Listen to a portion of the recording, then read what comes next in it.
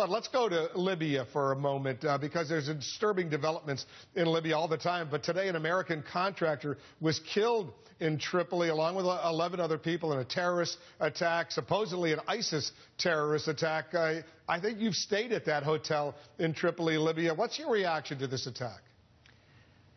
A lot of reactions. Well, if I did stay there back under the previous regime, I think it's a snapshot of how we've transitioned in the Arab Revolution, the Arab Spring, from what we had a sense of hope years ago to now where we have in places like Yemen and Libya, militias taking over.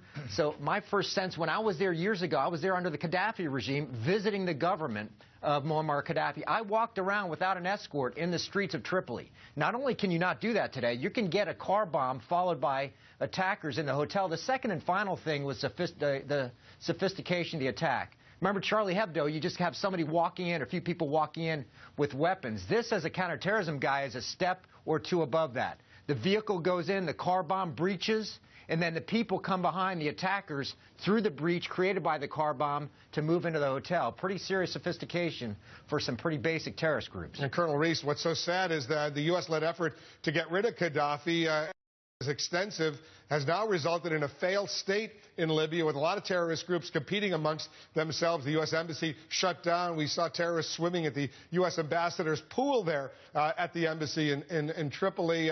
This has become a horrible situation in North Africa.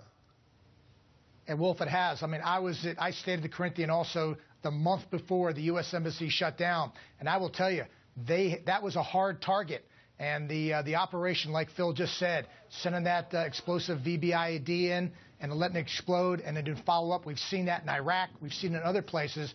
So it shows the sophistication. But it is a failed state. And we have folks on the ground there and the other folks that we know there. It's very concerning, both east and west. And there's a definite split between the two parts of the country. Yep, I certainly agree. Guys, thanks very, very much.